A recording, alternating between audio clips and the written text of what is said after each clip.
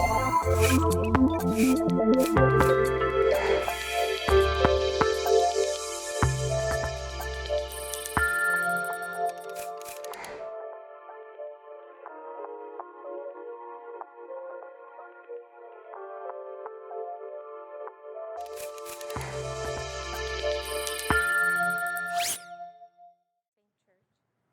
over 35 years now, which gives you a great perspective on church.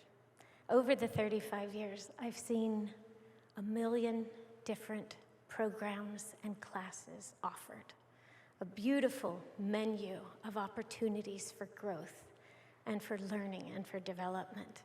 Everything from theology classes to interest, special interest needs, life stage, you name it.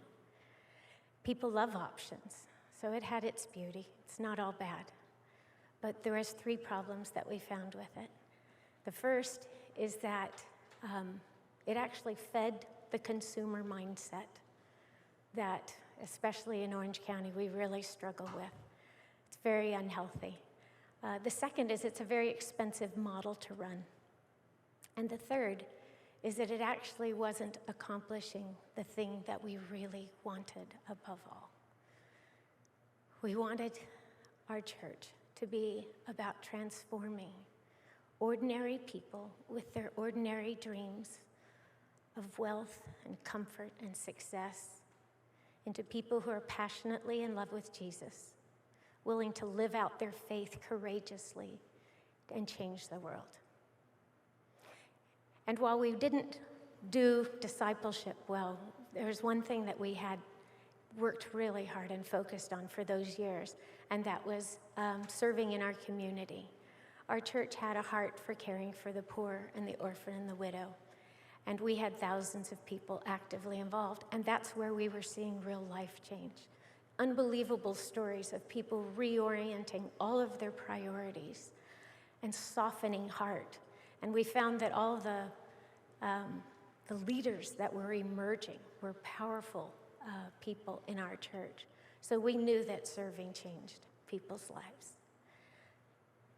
But most of the models that we looked at were kind of classroom oriented. They were about more information.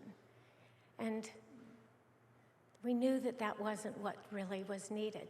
So we've been searching for years, and the place where we found it was in Africa. One of our partner churches was doing a great job and was really changing their city. So we took that curriculum and adapted it a little bit for Orange County. And we saw the same type of impact here. It's a 10-week session, which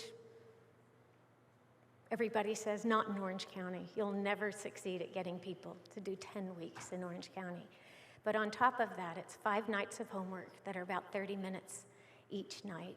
And on top of that, there's 4 experiences. We asked them to do a concentrated time of prayer together, which was revolutionary for most of these people. They have to serve together. They learn to share their faith, and we address strongholds. It's a very powerful thing. And we started to see people's lives change dramatically. People who, and it's a more of a facilitated learning model where people, they've taken everything that they've read for the last 5 nights, and they discuss, can God really be serious about what he wants to do in my life? He can't really expect me to tithe. You mean my life is not my own, it's for a bigger purpose. Even me, with all of my past, the discussions were powerful. One of my first groups, the amazing thing to me was that I had a mature leader who had led Christian ministry for 30 years. And in the same group was somebody who did not even know the Lord, wasn't even sure that they were interested.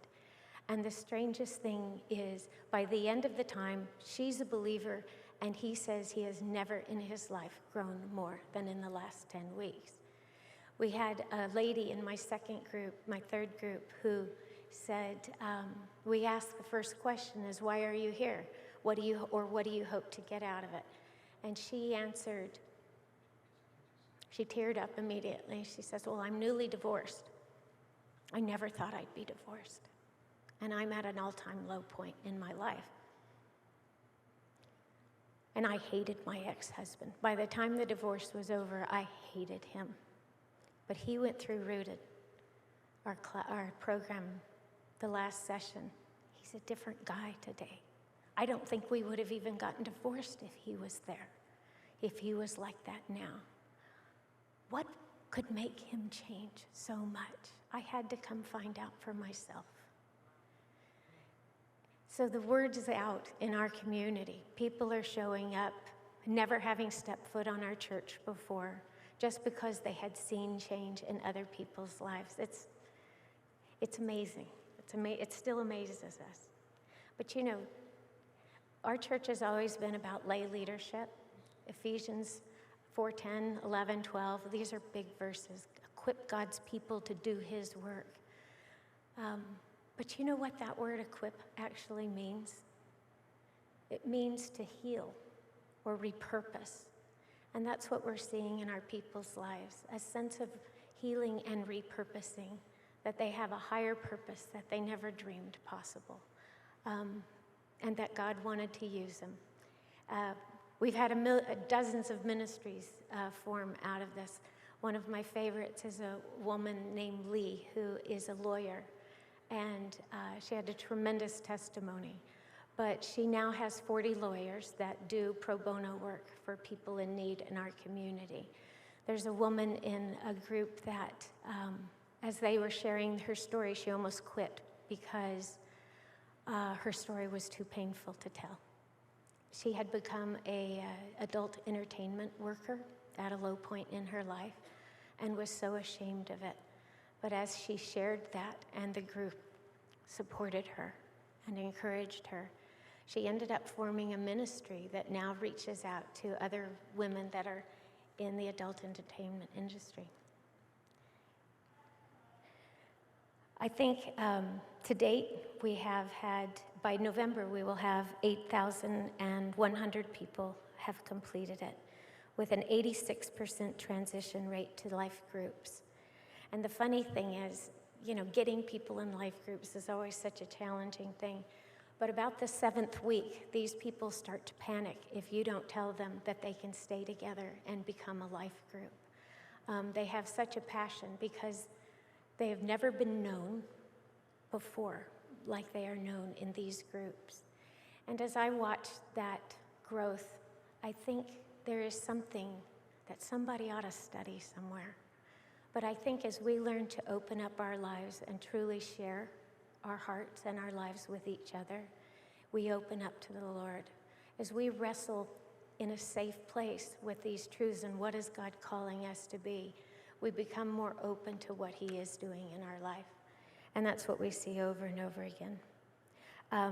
I know senior pastors will love, we have an 82% increase in giving patterns. That's not 82% increase in giving, but people who have never given before give because we address stewardship very strongly, and a 50% increase in serving within our church.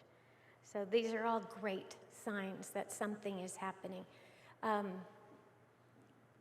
As they transition to life groups, we hold those same values for prayer, strongholds, service, and sharing their faith, so that and we tease them about not slipping back into becoming that silly little easy, sweet, small group that's not going to take you where you really want to be. So, and to date, we've had it translated into Spanish, Mandarin, Chinese, Korean, Portuguese, Sinhalese, and Arabic. And the thing that I like most about those, they were translated by people whose lives had been changed, and they were taking it back home to their own countries. So that was the purpose of that. But I think my favorite thing, being in ministry for 35 years, as you know, you can get tired, and you can get a little cynical, and you can lose your energy and your passion. The first time that we graduated a rooted group was the most powerful thing we had witnessed in so many years. It was like an old-time camp revival where the Spirit was just so powerful. There was testimonies and baptisms, and it was just the most joyful worship, a powerful time of worship. And then at the end, they stand and they are prayed over by the pastors, and they are commissioned as members of Mariners Church, which they hold as this deep honor. And they are excited to minister in their communities. And my husband teases him and he says, so now, when your neighbor goes to the hospital and you think somebody needs to be with them, somebody needs to pray over them, you won't call the church. You're a minister of Mariners Church. Your calling is to serve our community and to care and shepherd for these people. So